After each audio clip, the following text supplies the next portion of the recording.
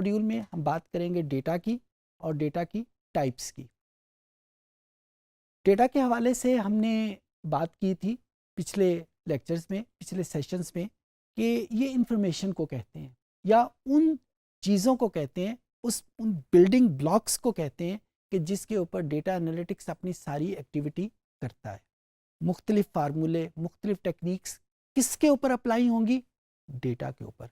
तो इस सेशन में हम बात करेंगे कि डेटा कहते किसको है। डेटा वैसे तो हम अपनी आम ज़ुबान में भी इस्तेमाल करते हैं, मुख्तलिफ हवालों से मुख्तलिफ लोग इसको इस्तेमाल कर रहे होते हैं और मुख्तलिफ डोमेन में इसका मुख्तलिफ मतलब चल रहा होता है। लेकिन इस पर्टिकुलर सेशन का मतलब है कि हम सब लोगों के जहन में एक मतलब जो डेटा एनालिटिक्स में इस्तेमाल होता है वो मतलब हमारे जहन में आ जाए। जी, डेटा आम तौर के ऊपर हम रॉ इंफॉर्मेशन, रॉ फैक्ट्स को जब हम किसी सीक्वेंस में, किसी तरतीब में दे देते हैं, उसको हम डेटा कहते हैं। अच्छा, ये डेफिनेशन किताबों में लिखी होती है, मैंने भी पढ़ी है, शायद आप लोगों ने भी पढ़ी हो, इतनी ज़्यादा सजेस्टिव नहीं है। मैं इसकी एग्जांपल आपके सामने रखता हूँ, शायद ये बेहतर तौर पे समझ आ जाए। अगर मैं कहूँ ना 5 उंगलियाँ, तो ये फैक्ट भी है, फिगर्स भी हैं, 5 के नाम में ले रहा हूँ, लेकिन इसको हम डेटा नहीं कहेंगे, इसको हम इंफॉर्मेशन कह सकते हैं, इसको हम फैक्ट्स कह सकते हैं। लेकिन डेटा कब ये बनेगा? जब मैं ये कहूँगा माई 5 फिंगर, या असलम की 5 उंगलियाँ, या समीना की 5 उंगलियाँ। तो जब मैं कोई कॉन्टेक्स्ट दे दी, उस इंफॉर्मेशन को कोई मतलब दे दिया, उस इंफॉर्मेशन को कोई वजह दे दी, तो then it becomes the data. Similarly अगर मैं कहूँगा 4 सूबे, 4 provinces, 4 provinces is not data, it's only piece of information, piece of fact. लेकिन जब मैं कहूँ पाकिस्तान के 4 सूबे, now it becomes the data. India के 4 सूबे, now it becomes the data. So data का वर्ड जब हम बोलते हैं तो उसमें 2 चीज़ों का होना बहुत ज़रूरी है, और यही मैं चाहता हूँ कि आप लोग अपने जहनों में रखें कि जब भी हम कोई फैक्ट्स या फिगर इस्तेमाल करते हैं और उस फैक्ट्स और फिगर को जब हम कोई कॉन्टेक्स्ट दे देते हैं, कोई मतलब दे देते हैं, कोई सीक्वेंस दे देते हैं, now they become the data. So data is basically the combination of 2 things, the fact and figure and the context. ये तो एक कहानी का एक रुख हो गया। अब हम आगे चलते हैं। डेटा ज़रूरी नहीं है कि नंबर की शक्ल में हो। आमतौर पे जब डेटा का वर्ड हम बोलते हैं, हमारे जहनों में ये आता है कि ये कोई फिगर्स होंगी। अभी मैंने दो चार एग्जांपल आपको दी, उस पर भी मैंने नंबर्स यूज़ किए, 5 उंगलियाँ, 4 सूबे, कि मैंने नंबर्स यूज़ किए। लेकिन ज़रूरी नहीं है कि डेटा सिर्फ नंबर की सूरत में हो, डेटा नॉन नंबर की सूरत में भी हो सकता है। ये इस वक्त मैं जो अल्फाज बोल रहा हूँ या जो अपनी कॉपीज़ पे आप लोग अल्फाज लिख रहे हैं, ये भी तो इंफॉर्मेशन है। इसमें भी यही 2 चीज़ें शामिल हैं। कौन सी 2 चीज़ें? फैक्ट्स एंड फिगर, कि ये डेटा के हवाले से हम बात कर रहे हैं और इसका कॉन्टेक्स्ट क्या है? डेटा। तो हमने इनको मतलब दे दिया है, हमने इनको एक सीक्वेंस दे दिया है, now it becomes the data. So जो चीज़ मैं आपके सामने रखना चाह रहा हूँ कि कोई भी इंफॉर्मेशन, भले वो नंबर की सूरत में हो, भले वो नॉन नंबर्स की सूरत में हो। आपके मोबाइल में जब हम आजकल अक्सर तस्वीरें अपने मोबाइल से खींचते हैं, तो मोबाइल में कुछ 1 महीने या 2 महीने या 1 साल के बाद एक पूरी लाइब्रेरी बन जाती है हमारी तस्वीरों की। अच्छा, वो सारी तस्वीरें टाइम रेफरेंस के साथ आपकी फ़ोटो लाइब्रेरी में शामिल होती हैं। उसमें बाज़ मोबाइल में लोकेशन भी लिखी हुई आ जाती है कि किस लोकेशन पे वो तस्वीर खींची गई है। सो जब हम उन तस्वीरों को दोबारा देखेंगे तो हर तस्वीर में इंफॉर्मेशन भी मौजूद है, हर तस्वीर में फैक्ट एंड फिगर भी मौजूद हैं, और हर तस्वीर के साथ उसका टाइम, उसकी लोकेशन, उसकी डेट भी मौजूद है, जो हमें ये बता रही है कि उसका सीक्वेंस क्या है, उसका कॉन्टेक्स्ट क्या है, उसका मतलब क्या है, किस फंक्शन में वो तस्वीर खींची गई है, किस इवेंट की वो तस्वीर है, किस डेट की वो तस्वीर है, किस साल की वो तस्वीर है। सो इस सारी मिसाल का मतलब ये है कि data is basically the name of 2 things, one is fact and figure, the other is the context, और डेटा ज़रूरी नहीं है कि नंबर की फॉर्म में हो, ये नॉन नंबर की फॉर्म में भी हो सकता है। अगर ये डेटा आपके पास नंबर की फॉर्म में हो तो इसका नाम हम आसानी के लिए क्वांटिटेटिव डेटा कह देते हैं। क्वांटिटेटिव डेटा, इसको न्यूमेरिकल डेटा भी कहा जा सकता है। तो हमने पहली किस्म जो डेटे की पढ़ी, डेटा जबकि हमने इसको कहा है कि कोई फैक्ट्स एंड फिगर जो किसी कॉन्टेक्स्ट के साथ गिवन हो, और उसकी हमने पहली टाइप जो पढ़ी उसको हमने नाम दिया क्वांटिटेटिव डेटा। बिल्कुल उसी तरीके से जब हमारे पास डेटा नंबर की सूरत में नहीं होता बल्कि नॉन नंबर की सूरत में होता, अब ये नॉन नंबर हमारे लफ्ज़ भी हो सकते हैं, ये नॉन नंबर तस्वीरें भी हो सकती हैं, ये नॉन नंबर कुछ और चीज़ भी हो सकती है, शर्त यह है कि वो नंबर्स ना हो, तो हम उसको क्वालिटेटिव डेटा कहते हैं। अच्छा, जब हम डेटा एनालिटिक्स का लफ्ज़ बोलते हैं तो डेटा एनालिटिक्स में हम सारा एनालिसिस जो है वो डेटा के ऊपर परफॉर्म करते हैं।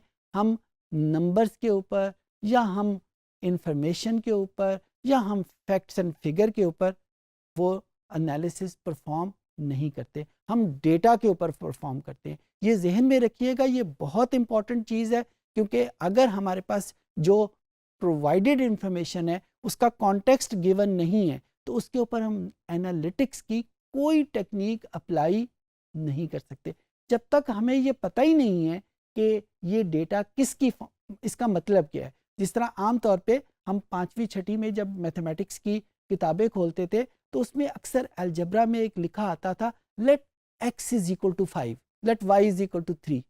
आपने पढ़ी होगी ये बहुत दफ़ा ये एग्जाम्पल। अब ये x का मतलब क्या है? क्या x किसी टेम्परेचर को शो कर रहा है? क्या x किसी इनकम को शो कर रहा है?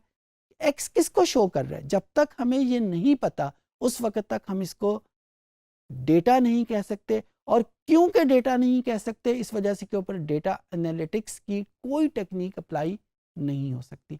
सो ये जहन में रखिएगा कि data analytics can only be applied on data, नाम में लिखा हुआ। और डेटा किसको कहते हैं? कोई भी फैक्ट्स एंड फिगर जिसमें कॉन्टेक्ट्स भी या उसका मतलब भी हमारे साथ उसके शामिल। अच्छा, अब हम यहाँ से आगे बढ़ते हैं। दो डेटा की टाइप्स मैंने आपके सामने बताई थी, क्वांटिटेटिव डेटा और क्वालिटेटिव डेटा। अगर हमारे पास गिवन जो डेटा सेट है या जो गिवन इंफॉर्मेशन है वो क्वांटिटेटिव है यानी नंबर की फॉर्म में है, तो जो एनालिसिस या एनालिटिक्स हम करेंगे उसको हम क्वांटिटेटिव एनालिटिक्स का नाम देंगे। और अगर हमारे पास वो नॉन नंबर की फॉर्म में है तो उसका नाम हम क्वालिटेटिव एनालिटिक्स कहेंगे।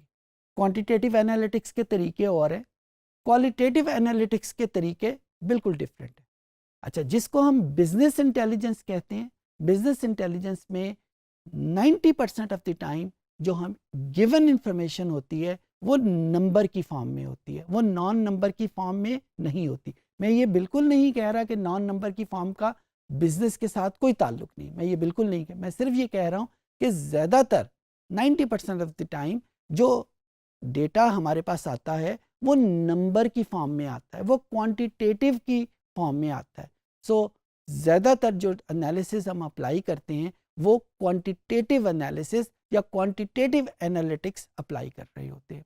हम इस कोर्स में क्वांटिटेटिव एनालिटिक्स भी करेंगे और क्वालिटेटिव एनालिटिक्स भी करेंगे, लेकिन क्योंकि क्वांटिटेटिव एनालिटिक्स अभी मैंने आपको बताया 90% ऑफ द टाइम हमारे पास जो इंफॉर्मेशन या डेटा आ रहा होता है वो क्वांटिटी की फॉर्म में होता है, वो नंबर की फॉर्म में होता है, तो ज़्यादा करेंगे और बहुत थोड़ा हम क्वालिटेटिव एनालिसिस भी करेंगे।